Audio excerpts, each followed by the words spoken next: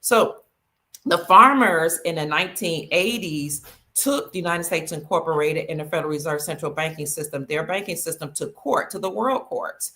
And the farmers said they're forcing us farmers to take out loans. And if we don't abide by the rules of their loans, if we don't sow Monsanto seeds that will poison the people, if we don't feed the cattle poisonous foods, if we don't do whatever they say, if we don't want to pay the high interest rates, they will just confiscate our land. And some of the farmers were unalived because that's how serious the central banking system was. You don't do what we say. You don't keep poison the people. You don't sow sick seeds. You don't poison the cows. We'll just take your land. So when the farmers took the central banks to court and the United States Incorporated to the world courts, it was determined that, in fact, the United States Incorporated had enslaved the farmers. They had mistreated them. They had implemented nefarious, unlawful banking practices. And so the farmers were told, we're going to take down the United States Incorporated. We're going to dismantle the Federal Reserve Central Banking System. And when that's done, we're going to pay you all in gold.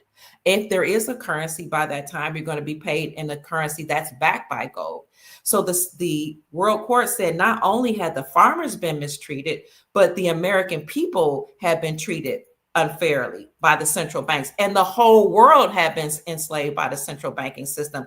So they said, when all of this is done, the republic, the lawful government is restored because we're going to dismantle the United States Incorporated.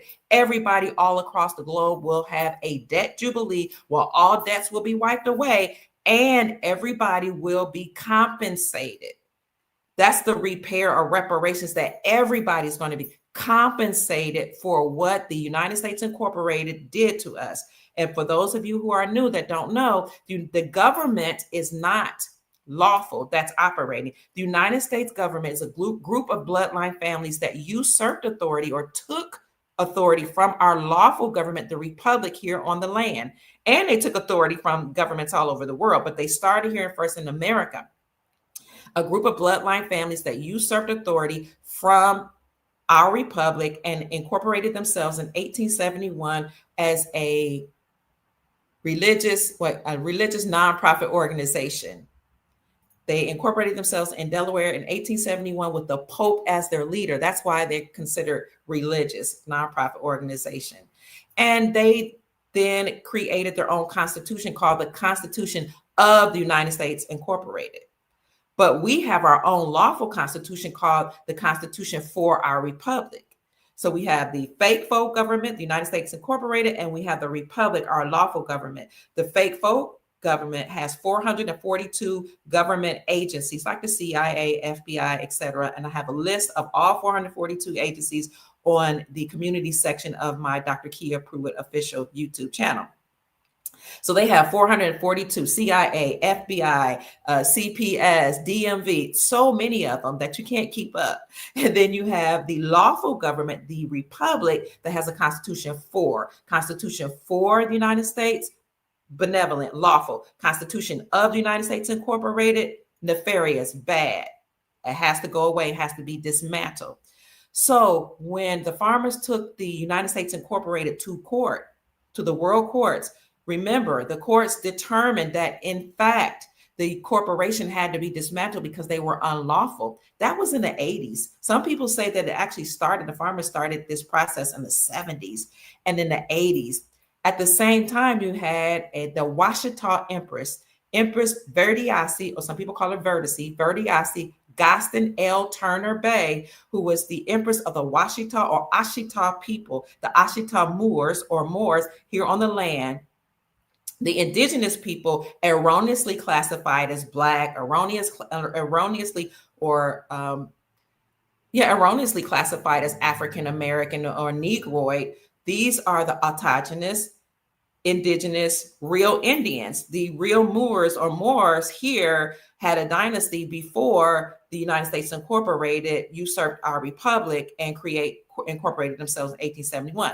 Well, Empress Verdiacee Gosten Turner Bay also took the United States Incorporated to court. She also took the United States Incorporated's central banking system to court around the same time as the farmers. And not only did she take them to court for stealing the land here, she said the United States Incorporated group of bloodline families stole the land here. She said that the Louisiana Purchase, which was a purchase of not only Louisiana, but many states, was not a purchase, but a theft.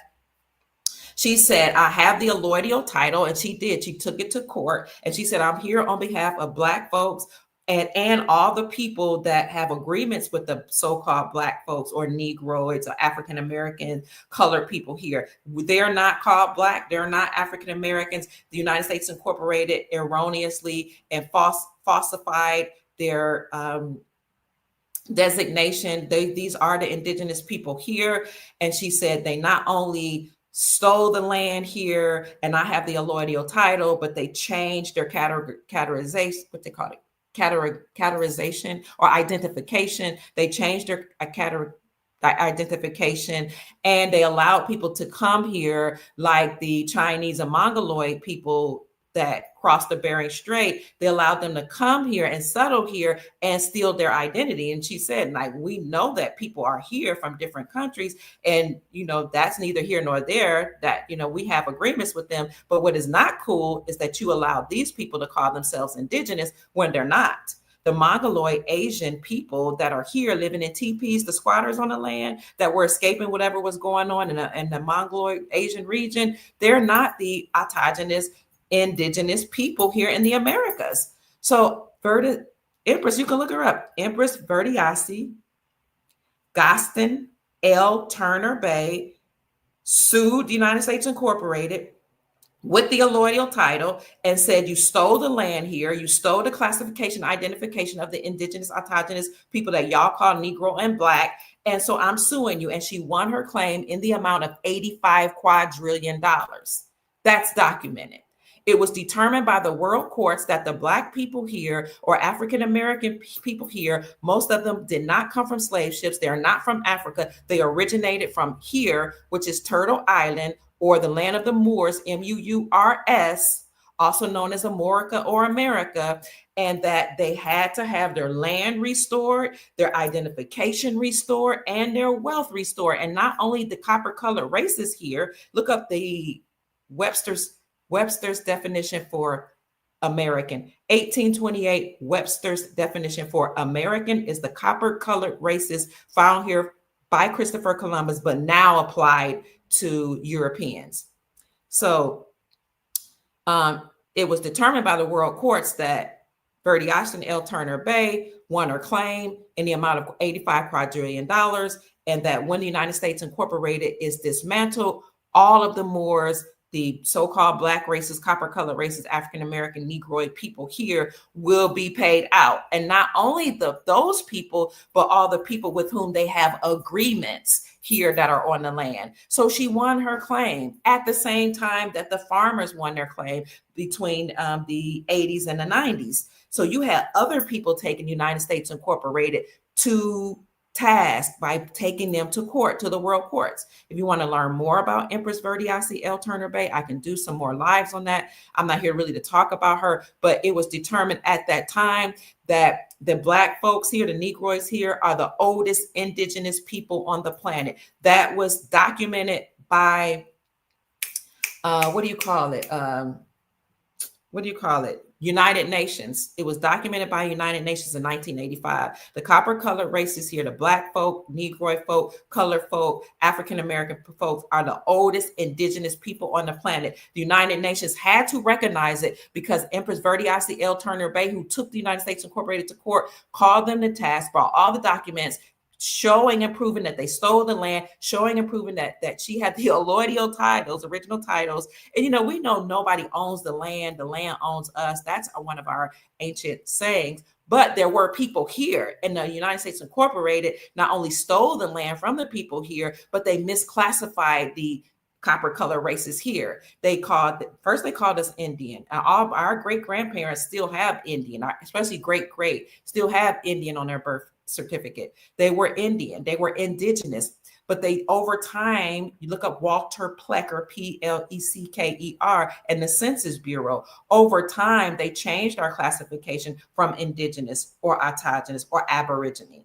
They changed it from being aborigine Autogenous means we sprung from the soil.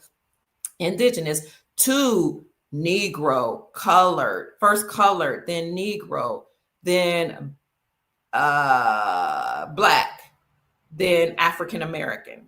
So it used to be derogatory to call us Black until, of course, they tasked James Brown with singing a song, "Say It Loud, I'm Black and I'm Proud." But all those people in the entertainment industry, they're paid by the deep state, by the fake faux government. So I still remember a time when you better not call my aunts and uncles or my daddy Black. That was a derogatory term that meant that you had no standing in law, you had no status. That was the legal status of a slave. Black was the status of the Europeans that came here. White was the status of the autogenous people that are here on the land, the Aboriginal, Indigenous people erroneously classified as Black. We were classified as white. We were the white free persons. White meaning, you owned the land or you had property.